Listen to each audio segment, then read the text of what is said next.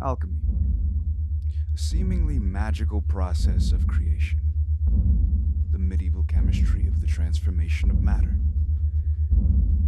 Success stories are great, but those are not the only stories that exist. Let's dig deeper. The Alchemy Podcast. I wanted to create this as a platform to have conversations on struggles as well as triumphs because I wanted to focus on the dying or the lost art of conversation because we're losing that. Um, Absolutely. we're scrolling through Instagram, we're looking at everything that's shining and everything that's beautiful, but we forget about the struggles.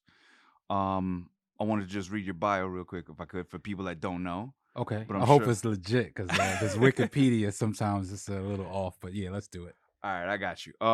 So we got Mims, better known as, or rather, the acronym is Music is My Savior. You graduated from Westbury High School, right? Yep.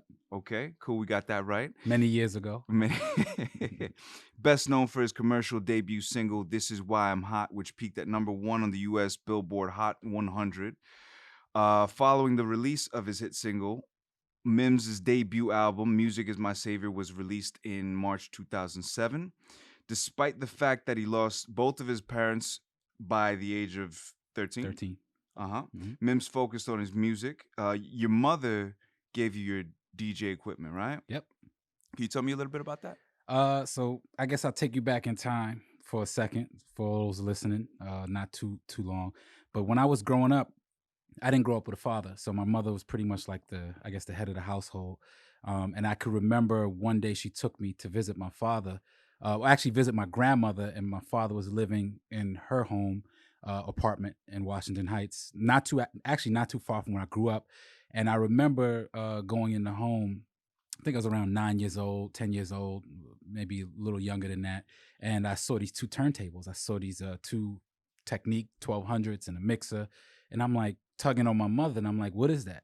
What are those two things? And, she mentioned to me that one of my dad's hobbies was to DJ. So I think for me, when I got older, my father passed away when I was 11. Once again, he wasn't really in my life actively, Mm-hmm. but that I can, when I relate back to that time of my life, I always relate back to these turntables. So I used to always ask my mom growing up, I would love to have my own turntable so I could, try the art of DJing out. And I remember it was my 13th birthday, and she actually took me to, I forgot what music store it was, and she purchased um some belt drive turntables, Mm. so two Gemini belt drives, and this, like, I guess, this big mixer. And shortly after that she passed away. So I guess for me, because that was the last gift she gave me, Mm. music kind of automatically became my refuge. Hence the acronym of my name, which is actually my real last name. Music is my savior, because during that time, a 13-year-old boy coming into the world, becoming a man, losing both their parents, uh, Tough. you kind of have to have something to fall into, and that music was that for me.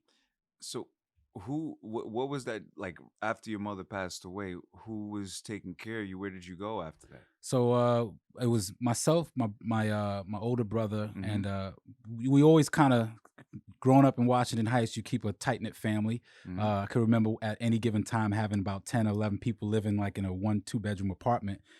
So I always lived with my grandmother. My aunt was always around. So I had a pretty stable family foundation. So even when my mom passed away, it wasn't like I got drifted off and put through like this orphanage system. I stayed pretty much close to my grandmother and my aunt. They kind of became my second mother. Damn, that's crazy because you know what? Like, of course, growing up, I'm very familiar with the music, and like I just didn't know this part of the story until I was looking you up a little bit. hmm But that's crazy. So, what was from?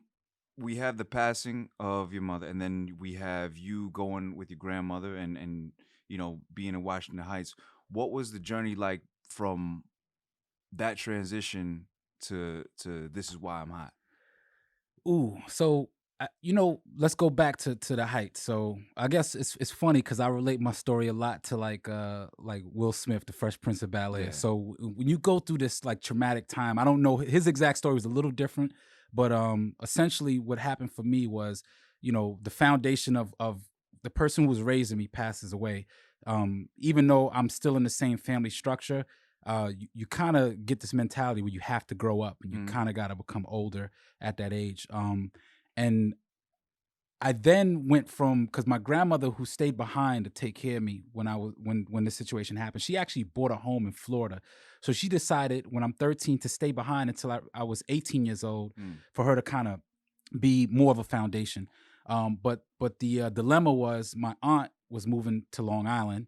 My grandmother was moving to had the option of moving to Florida. So me and my brother kind of had to decide: are we going to go to Florida, or are we going to stay in New York and stay close to the area? And I remember I would always come out and visit my uncle, my cousin's father, and he had a place in Westbury, New York. Mm. And I loved it because it was suburban land, suburban area. There was grass. It was a lot different from what I was used to growing up. And immediately I kind of like made that decision, like, man, I kind of want to go drift toward the Long Island route, suburban route. And for me, people don't realize, but that point in my life, that was to me the most pivotal moment, because I went from being this kid in Washington Heights, not believing in college, not believing in, I mean, the only destiny for me was sell drugs. Mm. The reality, that was it. It was probably going to be either sell drugs or try to figure out life via the streets. But coming into a place like Long Island, what I got to kind of see was people who looked like me, who were blue collar, white collar, who had homes with grass and things of that nature. And um, I then decided at that point that I needed to kind of dive in and see what the world had to offer. There was more than just hanging on a street corner. Yeah. And this is all, like I said, at the age of, like, I think I was around 16. I spent 3 more years in Washington Heights. And when I was 16, 17, I ended up moving to Long Island. So that started me with an understanding of trying to create a business. And I remember being in high school, and my goal was, I never wanted to be a rapper. I Mm. wanted to be like the Diddy. I wanted to own the club and have the studio and Yeah. be able to record people and manage them and push them out there. And at that time, you know, you're in high school, so you don't really have many people that are, I want to say, not talented, but they're just coming into their talents. So I would guide a lot of people into being rappers by helping them write. Mhm. I would guide a lot of people into understanding the business by trying to figure out how other people structure their business. And before you know it, I kind of had this crew of like kids from the high school that was rocking with me, because I brought everyone together. And in that time, that's when I started to get a lot more creative, Mm. because I would make production for people to rap on, but then I felt like, if nobody's as good as me, that's the competitive spirit in me. So now I introduced myself into being my own artist. And so I think without Long Island, or without that Long Island factor in my life, Mhm. I would have, that side of the artistic side probably wouldn't existed. Absolutely. That's fucking dope because you could have gone a completely different route. You could have just said, well, I mean, I don't have this, I don't have that. I'm just going to sell drugs and I'm going to make money and Pretty support much. everybody that I know and love. But you chose to take a route. You followed your heart. And I love and respect that, man. Appreciate that. So you take me back to This Is Why I'm Hot came out. Hmm. Uh, number one, ringtones is fucking jumping off. Yeah. Everything is going well into your app. That transition, because that's a lot of artists don't go that route. Yeah. I'll rewind back. So This Is Why I'm Hot. I built that record based Mhm. on two things. One, obviously, my you know, I wanted to I wanted to figure out, during the time music was shifting in a certain direction, and I kind of wanted to create something that moved at the same speed that music was then. And then a lot of that was frustration. Yeah. So me, I'm this New York artist. I'm doing somewhat commercial records, but then somewhat underground records, and I didn't really have a place to fit in at the time. New York wasn't that place that was looked at musically. You had a lot of areas in the South that were like prevailing, like Atlanta, South Florida, the whole Mhm. Florida region. I had a lot of cats on the West Coast doing their thing. But New York, we were stuck in this whole if it ain't New York sound, then it's not gonna work out. You can't, you Yeah, know. yeah, yeah. And I was frustrated in the studio one day. My former manager's name is Christian Fields. He came in with this beat CD, and it had a lot of like Southern sound beats. And I remember hearing the tracks, and they were hot. Don't get me wrong. And I remember freestyling. Like I said to myself, man, instead of me doing records about President Obama or hard times in the hood, I'm just gonna do something that just is natural, comes to mind. And I started freestyling. I said, "This is why I'm hot." And then I said, "Well, what comes after that?" Well, no, this is why I'm hot. This is why. This is why. This is why I'm hot. And I just kept saying it, and I ended up recording it as a joke, kind of, sort of. Yeah. So the irony. Um, and then lo and behold, like a few months passed by with the record, and I had a friend of mine, well, actually a DJ I was working with at the time, who's also my co-founder now, DJ Blackout, reproduce the track for what people know what it is now. And I took it to radio, and they loved it. So in Florida, by the way. So this is in the South. So I'm a New York artist, and I'm bubbling in the South. One station adds it, another adds it, and before you know it, I got probably one of the biggest underground unsigned records. Couple of labels get wind, and they want to wheel and deal now after being told no my whole career. So it was one of those situations. Things happened faster than there's a starving artist period where we respect. I'm sure you can understand where you're trying to get in. Yeah. And then when it just happens. Like you literally explode. So I just remember, as much as it is, it's definitely a blur. So like 2006, we put the record out. 2007, the record becomes the #1 record in the country. And honestly, I've been on the road pretty much ever since then, just touring and moving around. So let's talk about the real part of this, though. Okay. This is why I'm hot. Successful record. I think we were grossing $250,000 a week. But my first check, like 8 months, 9 months in, I got my first check statement from the label, and it was like, I don't know, 30 grand. So yeah. So I'm sitting here like $30,000. Wait a minute. And mind you, I just went out and bought a drop top, $100,000 BMW drop top. I'm thinking I got a couple $1 million promised to me, and it was a $30,000 check. And at that point, I was like disgusted with just the whole, because here I am on this high, riding this big wave, and then the thing that pulls me down is the same company I'm working with, the same company I partner with. Not haters, not doubters, in which I had a lot of those, but the pull down factor was this company that I partnered with. And I remember looking at that situation and saying, damn, $30,000, all the blood, sweat, and tears I put in, all the stuff that I sacrificed, all the times that I sat in the studio and wanted to make something of it. My past situations with my parents passing away, the reason why I got into music, and this is what the outcome is. I didn't want to record another record after that. Like, I never wanted to touch music again. And I remember 2009, 2010, after I put the second album out, I said, you know what? I got to do something about what happened to me so that I can help guide the future artists, the artists of the future, so that they don't go through this again. And what easier way to do it than something I'm passionate about, which is technology. And that's kind of how I segued into technology and creating the Creator app. Perfectly smooth. You don't even need me here. I'm like, that was my next question, but you got it already. So the technology, tell us more about your app. So Creator app was designed to allow anyone anywhere in the world to utilize their cell phone as a recording studio. What makes it different from other apps out there is that I allow them to collaborate with award-winning producers. Dope.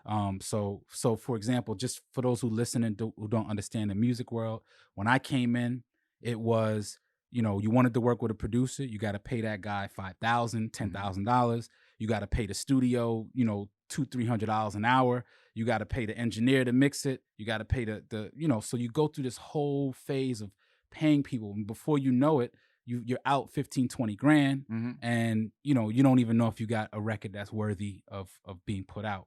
And trust me, I had a lot of material that fell under that category, and I'm a I guess a preteen. I'm a teenager going into my young adolescent age, so talking about spending that much amount of money is ridiculous for Yeah. anybody. Yeah. Um, so I wanted to democratize that whole process. I wanted to allow people to record without spending that much. So what I do is I go out and I vet producers.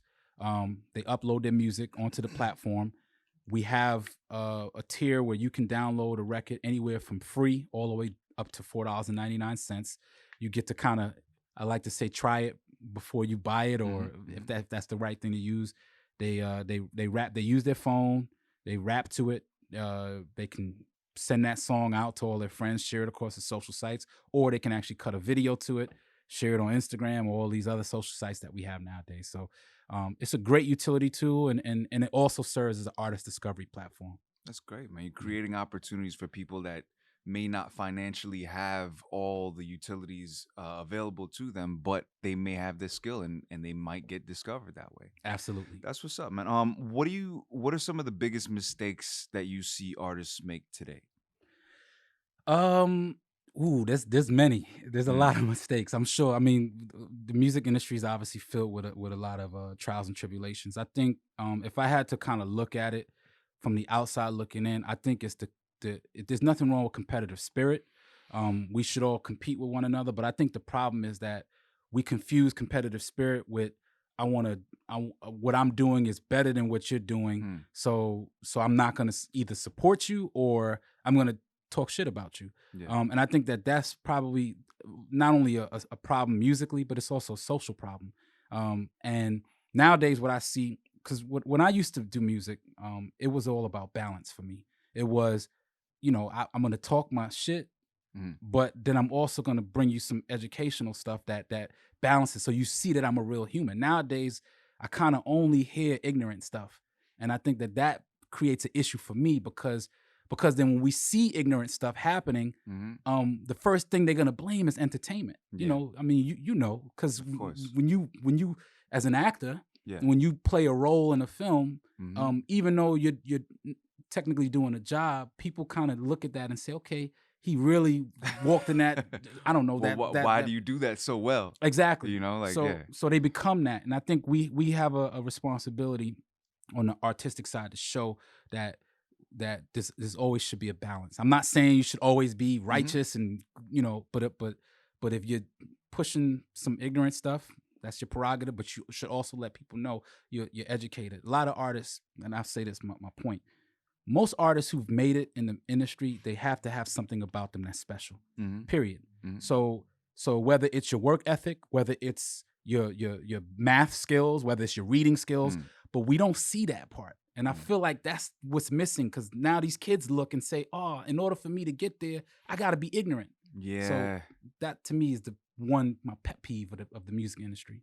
That's beautiful, man, because so much of what it's about, what people think it's about is I have to be that image. And a lot of times what makes people special is being themselves. That's Mhm. really what it is. Absolutely. Um far as moving forward, how can we keep up with your journey? I'm like super private. I don't do enough social media stuff, but I always encourage people to hit me up at Mims Life on Instagram, Twitter, and all those other feeds. I kind of like look at myself like Bruce Wayne and Batman. I hate to use that as an analogy, but 10 years ago it was all about Bruce Wayne. It was the flashy cars. It was the living lavish and this type of being visible. And then when that all stopped for me, I kind of focus more on quality of life. Hmm. So I stay away a lot. I do a lot of things from behind the scenes. Yeah. But I do encourage people to hit me up if there's a question you have about music or technology. You can hit me on any of those social sites. And also go download Creator app right now. Absolutely, Let's keep creating opportunities for young creatives all across the board. And I love what you're doing and I support it, man. Thank you so much my for coming. brother. Thank you. Yes. Thank you.